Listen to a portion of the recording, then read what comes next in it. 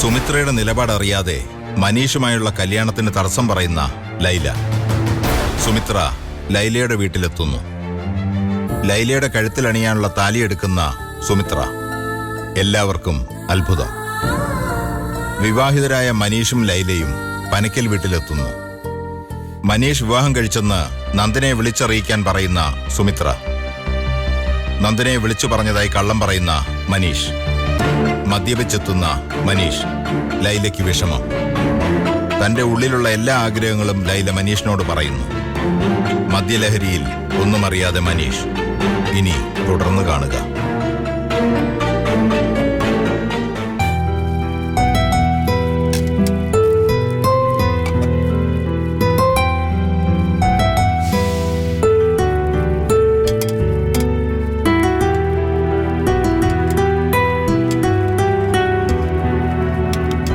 മനീഷ് എഴുന്നേറ്റോ? ആ എഴുന്നേറ്റമ്മേ. എന്നിട്ട് കണ്ടില്ലല്ലോ. കുളിക്കാൻ കേറി.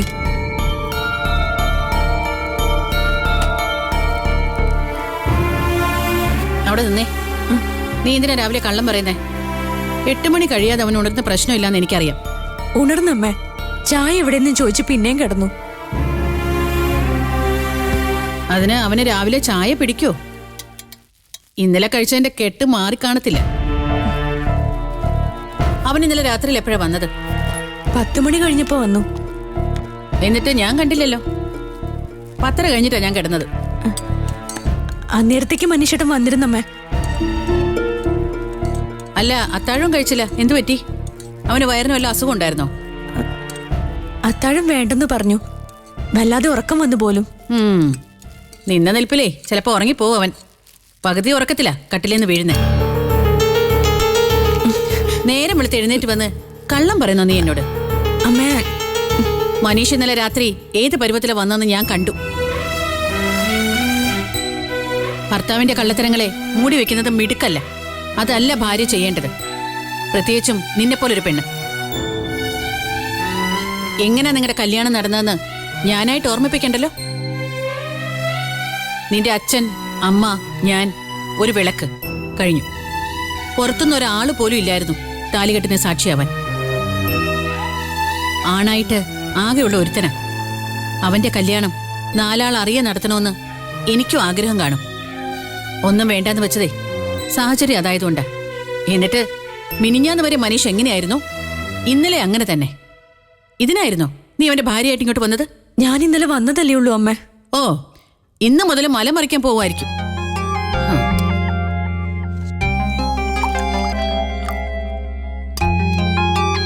ഈ വീട്ടിലേ നീ ഇന്നലെയാ വന്നത്. പക്ഷെ എത്രയോ നാളായിട്ട് അവനെ കാണുന്നു. എത്രയോ നാൾ നീ എന്റെ വാടക വീട്ടിൽ വന്ന് താമസിച്ചു. അന്നേ ലൈല പറഞ്ഞൊന്നും ഞാൻ മറന്നിട്ടില്ല.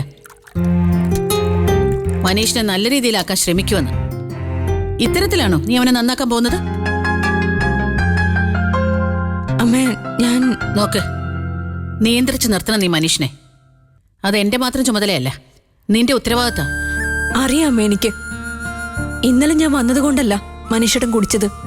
മുമ്പും രാത്രിയിലെ ബോധമില്ലാതെ വന്നിട്ടുണ്ട്. ഇതുവരെ അമ്മയ്ക്ക് നിയന്ത്രിക്കാൻ കഴിഞ്ഞില്ല. മകന്റെ കാര്യത്തില് ഒരമ്മയ്ക്ക് ഒരുപാട് പരിമിതികളുണ്ട്. അതുപോലെയല്ല ഭാര്യ. അമ്മ എനിക്ക് കുറച്ച് സമയം തരണം. മനീഷേട്ടനെ കുറച്ചെങ്കിലും മാറ്റിയെടുക്കാന്ന് എനിക്ക് വിശ്വാസമുണ്ട്. പനക്കൽ വീട്ടിലെ മരുമോളാവാനല്ല ഞാൻ ആഗ്രഹിച്ചത്. മനീഷേട്ടന്റെ ഭാര്യയാവണം, അതേ ആഗ്രഹിച്ചുള്ളൂ. ഭർത്താവിനെ നന്നാക്കിയെടുക്കേണ്ടത് എന്റെ ഉത്തരവാദിത്തം മാത്രമല്ല, ആവശ്യം കൂടിയാ. കാരണം അതിന്റെ ഭാവിയുടെയും കൂടി പ്രശ്ന. അതിന് അമ്മ എന്റെ ഒപ്പം നിന്നാ മതി. ഒരു പിൻബലം, അത്രയും മാത്രം മതി. അതെനിക്ക് പ്രതീക്ഷിക്കാലോ.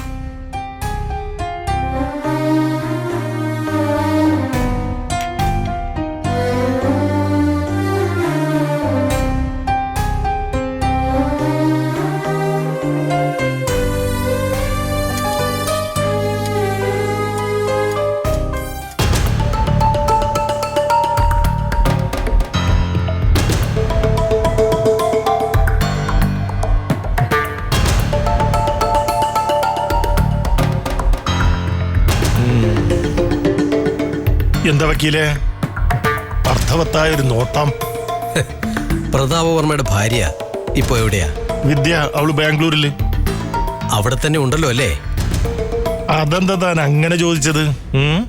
അല്ല, ഒതുക്കിയതാണോന്ന് അറിയണ്ടേ? അതാണല്ലോ വർമ്മയുടെ ഒരു രീതി. ശൈലേന്ദ്രൻ വക്കീലേ, എനിക്ക് വിദ്യാഭാരതിയുടെ പല നയങ്ങളും ഇഷ്ടമല്ല. അത് ഞാൻ ഉറക്കെ പ്രഖ്യാപിച്ചിട്ടുമുണ്ട്. പക്ഷേ ഞാൻ എൻ്റെ ഭാര്യയെ ജീവന് തുല്യം സ്നേഹിക്കുന്നുണ്ട്. എന്റെ ഒരേ ഒരു വീക്ക്നെസ് അവള് മാത്ര. വിദ്യയും എന്റെ 2 ചെക്കന്മാരെയും നല്ലോണം സ്നേഹിക്കുന്നുണ്ടെന്നേ. വൈഫിനോടും ആൺമക്കളോടുമുള്ള സ്നേഹം അവിടെ നിൽക്കട്ടെ, അതൊക്കെ സ്വാഭാവികം. ഭാര്യയുടെ ആദ്യ ബന്ധത്തിലുള്ള മോളോടോ?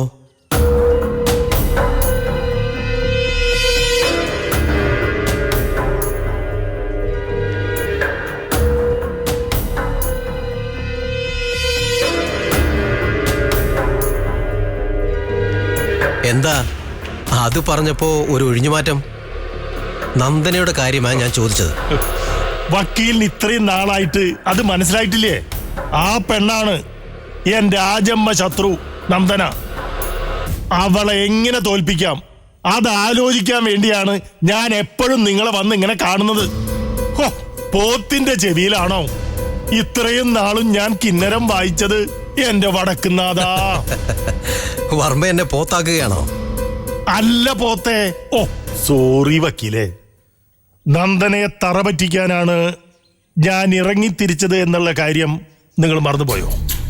ഡോക്ടർ പേഷ്യന്റിനോടും വക്കീൽ ക്ലയന്റിനോടും ചില ലൊടുക്ക് ചോദ്യങ്ങൾ ചോദിക്കും. പനിയായിട്ട് ചെല്ലുന്നവരോട് ഇന്നലെ സിനിമയ്ക്ക് പോയിരുന്നോ എന്ന് ചിലപ്പോൾ ഡോക്ടർ ചോദിച്ചെന്നിരിക്കും. പനിയും സിനിമയും തമ്മിൽ എന്താ ബന്ധമെന്ന് രോഗിക്ക് മനസ്സിലാവില്ല. അതുപോലെയാ ഞങ്ങൾ വക്കീലന്മാരും. നന്ദനയോടുള്ള പ്രതാപവർമ്മയുടെ ആറ്റിറ്റ്യൂഡിന് എന്തെങ്കിലും മാറ്റം വന്നിട്ടുണ്ടോ എന്നെനിക്കറിയണം. അതിന് ചില വളഞ്ഞ ചോദ്യങ്ങൾ ചോദിച്ചെന്നിരിക്കും. നന്ദനയോടുള്ള എന്റെ നിലപാടിന് മാറ്റം വരണമെങ്കിൽ അതെ, ഇപ്പെന്റെ മൂക്കിന്ന് പോയ കാറ്റ് തിരിച്ച് മൂക്കിലോട്ട് കയറാതിരിക്കണം. എന്ന് വെച്ചാൽ എന്റെ ശ്വാസം നിലയ്ക്കണം. അതിന് നിലച്ചാലും പ്രതാപവർമ്മയുടെ പ്രഖ്യാപിത ശത്രു നന്ദനയായിരിക്കും. കുന്നത്തൂരെയും ഉദയന്നൂരെയും സകല സ്വത്തുക്കളും, വസ്തു, കിസ്തു, ജൗളിക്കട, കിണ്ടി, ടംബ്ലർ എന്ന് വേണ്ട മുഴുവനും വല്ല അനാഥാലയത്തിനും എഴുതി കൊടുത്തോട്ടെ, അല്ലെങ്കിൽ സർക്കാർ കണ്ടു കെട്ടിക്കോട്ടെ. എനിക്ക് പരിതാപമില്ല. പക്ഷെ നന്ദനയ്ക്ക് അത് അങ്ങനെ കിട്ടുന്നത് എനിക്കൊരിക്കലും സഹിക്കില്ല. ആ ഒരു വ്യക്തിയോട് ഇത്രയും ശത്രുത ഉണ്ടാകാൻ എന്താണ് കാരണം? അവള് വിദ്യാഭാരതിയുടെ മകളായി ജനിച്ചു, അത് തന്നെ കാരണം. അത് നന്ദനയുടെ തെറ്റാണോ വർമ്മ സാറേ? പിന്നെ എന്റെ തെറ്റാണോ? എന്റെ ഭാര്യയ്ക്കുണ്ടായ ജാരസന്തതിയാണ് നന്ദന. അവളിരുന്ന് വാഴുന്നതേ എനിക്ക് സഹിക്കത്തില്ല. ഇരന്നു വീഴണം. അതിനുവേണ്ടി ഏത് വൃത്തികെട്ട വക്കീലിനോടും ഞാൻ ഉപദേശം ചോദിച്ചെന്നിരിക്കും. അത്രയ്ക്ക് വാശിയുണ്ട്.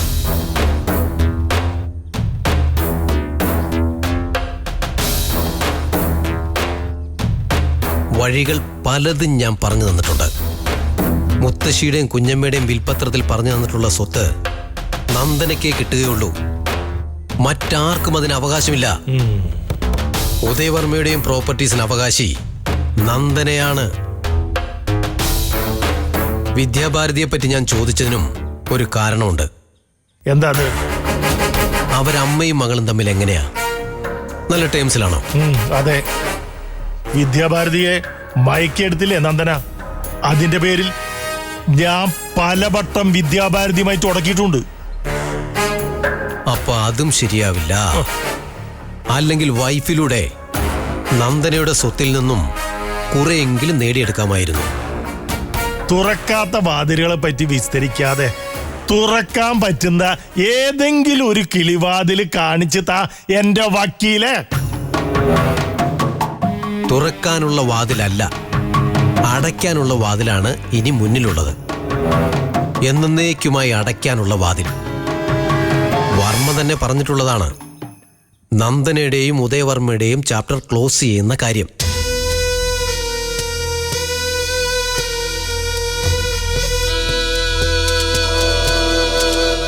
റിസ്ക് ഉണ്ട്.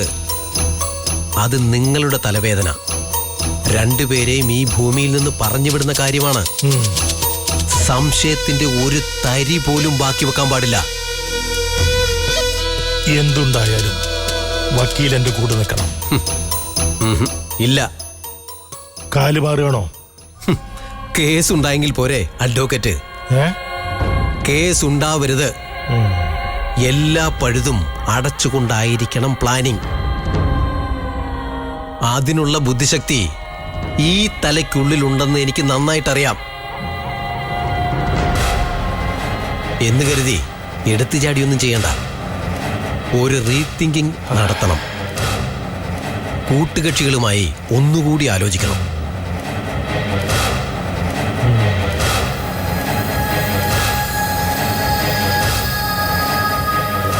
കൂട്ടുകക്ഷികൾ.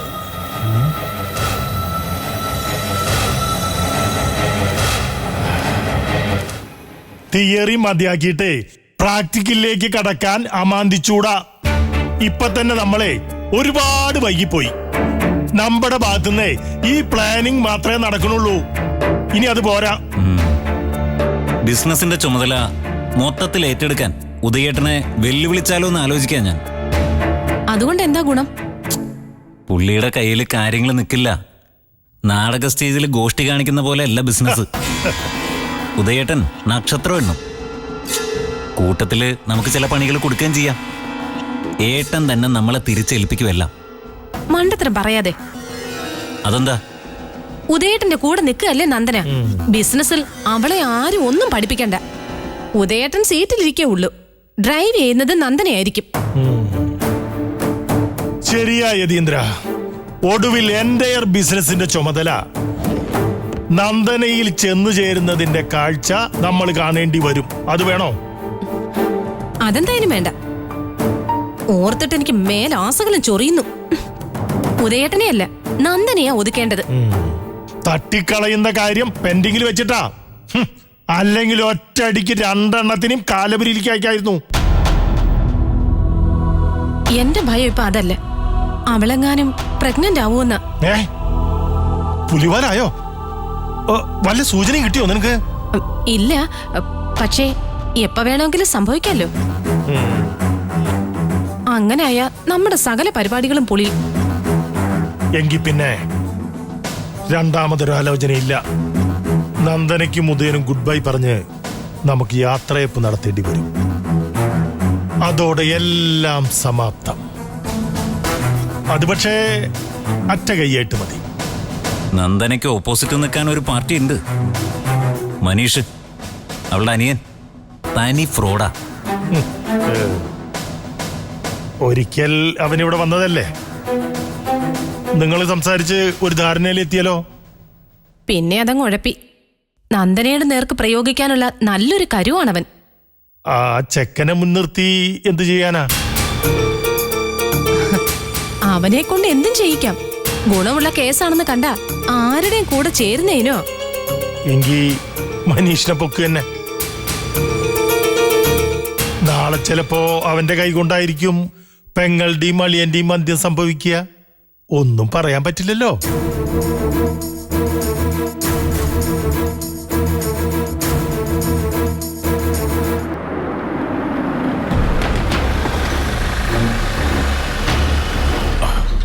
ഗുരുവായൂരപ്പ,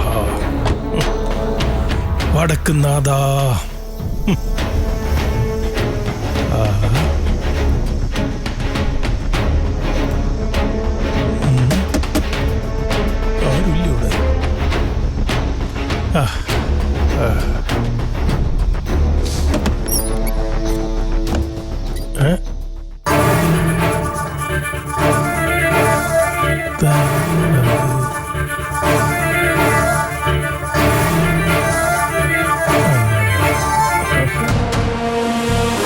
ഇതേതാ ഒരു പുതിയ മുഖം? ഇനിയിപ്പോ തങ്കപ്പനാശാരിയുടെ വല്ല ശേഷക്കാരിയോ മറ്റോ ആയിരിക്കുമോ? കുട്ടി ഏതാണെന്ന് എനിക്ക് തീരെ മനസ്സിലായില്ല കേട്ടോ. അമ്മേ എന്തിനാ അമ്മനെ വിളിക്കുന്നേ? എന്തിനാ വിളിച്ച? ദേ,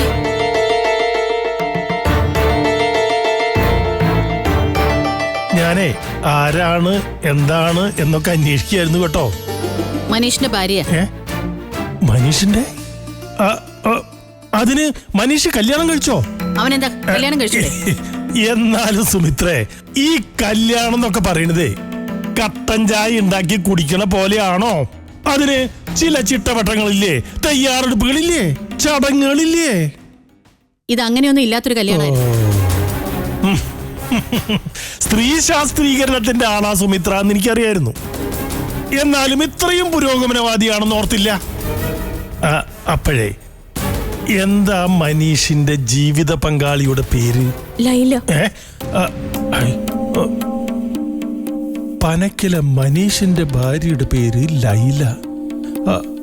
അപ്പോ അസ്സലാം അലൈക്കും പറയേണ്ടി വരുമോ?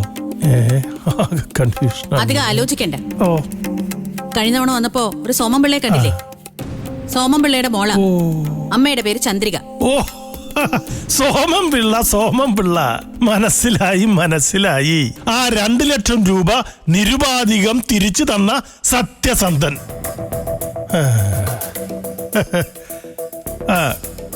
മനീഷിന് പറ്റിയ ഭാര്യ. നീ ഇവിടെ ഉണ്ടായിരുന്നോ? അപ്പോ പുതുമണവാളനും മണവാട്ടിക്കും എന്റെ വിവാഹ മംഗള ആശംസകൾ. മോളു, ഞാനൊരു പ്രതാപോർമ്മ. ഡീറ്റെയിൽസ് ഹസ് പറഞ്ഞു തരും. പിന്നെ മനീഷേ, ജീവിതത്തിൽ ഇത്രയും പ്രധാനപ്പെട്ട ഒരു സംഭവം ഉണ്ടായിട്ട് നീ പ്രതാപോർമ്മയെ അറിയിച്ചില്ലല്ലോ. എനിക്കേ വല്ലാതെ ഫീൽ ചെയ്യുന്നുണ്ട് കേട്ടോ. ഇങ്ങനൊരു വിശേഷം നടന്നതായിട്ട് അറിഞ്ഞിരുന്നെങ്കിലേ ഞാനിങ്ങനെ കയ്യും വീശിക്കൊണ്ട് വരുമായിരുന്നോ? നവദമ്പതികൾക്ക് ഒരു ഉഗ്രൻ വിവാഹ സമ്മാനം ഞാൻ കൊണ്ടുവരുമായിരുന്നു. ആ 2 ലക്ഷം രൂപ ഞാൻ എന്തോ ആവശ്യത്തിന് മറിച്ചു പോയി. അല്ലെങ്കിൽ അതേപടി ഈ കയ്യിൽ വെച്ച് തരാൻ മടിക്കാത്ത ഒരാളാ ഞാൻ. ഇനി വരുമ്പോ ആവട്ടെ, ഒരൊന്നാം തരം സമ്മാനം ഇവർക്ക് ഞാൻ കൊണ്ടുവരുന്നുണ്ട് സിസ്റ്ററെ. ചടങ്ങുകളില്ലാത്ത വിവാഹത്തിന് സമ്മാനം വേണമെന്നില്ല. അത് സുമിത്രയുടെ ഫോർമാലിറ്റി. പക്ഷെ പ്രസന്റേഷൻ തരാന്നുള്ളത് എന്റെ അവകാശ. മോളെ ലൈലേ, കുട്ടിക്കൊരു നാത്തൂനുള്ള കാര്യം അറിയാലോ? നന്ദന. ആ നന്ദനയുടെ അമ്മയുടെ ഭർത്താവാണ് ഞാൻ. നമ്മൾ തമ്മിലുള്ള എല്ലാ കാര്യങ്ങളും പറഞ്ഞു തീർത്തതല്ലേ? വീണ്ടും ഇങ്ങോട്ട് വന്നത് എന്തിനാ?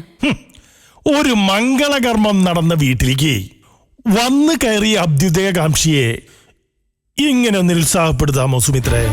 ഈ പുതിയ മരുമകൾ എന്ത് വിചാരിക്കും? മരുമകളെ, ഇതൊന്നും കണ്ട് മോള് ടെൻഷനാവണ്ട.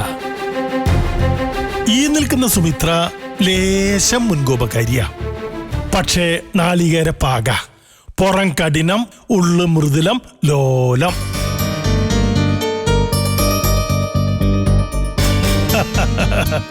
ഉണ്ടിരുന്ന നായർക്കൊരു വിളി തോന്നിന്ന് പറയാറില്ലേ? ഇന്നലെ ഉച്ചക്ക് ചോറുണ്ടോണ്ടിരുന്നപ്പോ എനിക്കൊരു വിളി തോന്നി, പനക്കല് വരെ ഒന്ന് പോയാലോ എന്ന്. പുലർച്ചെ വണ്ടി എടുത്ത് ഇങ്ങോട്ട് വിട്ടു. വന്നത് വെറുതെ ആയില്ല. മനീഷിനെയും നവവധുവിനെയും കണ്ട് ഒരാശംസ അറിയിക്കാൻ പറ്റിയില്ലോ. മനീഷേ, നീയേ ഇങ്ങനെ നിന്നാ മതിയോ? വന്നേ പറയട്ടെ. സുമിത്ര സിസ്റ്ററെ, മനീഷിന് കുടുംബജീവിതത്തിന്റെ ഭദ്രതയ്ക്ക് ആവശ്യമായ ചില ടിപ്സുകൾ ഞാൻ ഉപദേശിച്ചു കൊടുക്കുക. വിരോധമൊന്നുമില്ലല്ലോ മോള്? വിരോധമൊന്നുമില്ലല്ലോ? കമോൺ മനീഷേ, കമോൺ കമോൺ.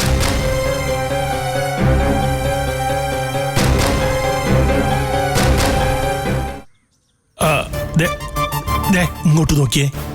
മനീഷ് ഇപ്പോഴാ മനീഷെ അക്ഷരാർത്ഥത്തിൽ മനീഷായത്.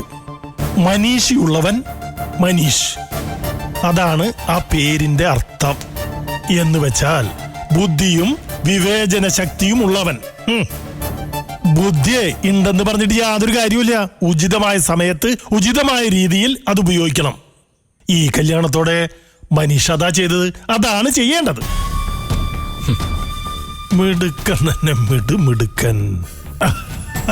30 വയസ്സായിട്ടാ ഈ സാറ് വേളി കഴിച്ചത്. പിന്നെ തോന്നി കുറച്ചുകൂടി നേരത്തെ അതാവാമായിരുന്നു. അനിയൻ കറക്റ്റ് സമയത്ത് വിവാഹിതനായി. ഈ സന്തോഷ വാർത്ത നന്ദനയെ അറിയിച്ചില്ലേ? ആ വിളിച്ചു പറഞ്ഞു. പുള്ളിക്കാരി അത്ര താല്പര്യമൊന്നും കാണിച്ചില്ല. ഞാനെന്തോ തെറ്റ് ചെയ്ത പോലെ എങ്ങോട്ട് സംസാരിച്ചത്. അതിന്റെ കാരണം അനിയന് മനസ്സിലായില്ലേ? നന്ദനയോട് ആലോചിച്ചിട്ടല്ല കല്യാണം നടത്തിയത്. പനക്കൽ തറവാടിന്റെ കാരണവത്തിയായിട്ട് സ്വയം അവരോധിച്ചിരിക്കുക നിന്റെ ചേച്ചി. ഇവിടെ നടക്കുന്ന A to Z കാര്യങ്ങളും അവളോട് ആലോചിച്ചിട്ടേ പാടുള്ളൂ എന്ന് നന്ദന കരുതി കാണും. അതിന്റെ ആവശ്യമുണ്ടോ? ഉണ്ടോ? അനിയൻ പറ. നമുക്ക് നമ്മുടേതായിട്ടുള്ള സ്വാതന്ത്ര്യം ഇല്ലേ? പിന്നില്ലാതെ. ഇങ്ങനെ സ്വാതന്ത്ര്യബോധത്തോടുകൂടി സംസാരിക്കുമ്പോഴാ മനീഷ് ശരിക്കും സുമിത്രയുടെ മകനാവുന്നത്. അനിയനെ നിഷ്പക്ഷമായിട്ടൊന്ന് ആലോചിച്ചു നോക്ക്. വാസ്തവത്തിലെ നന്ദന സഹായിച്ചത് നിന്നെയല്ല, മറിച്ച് സുമിത്രയെ.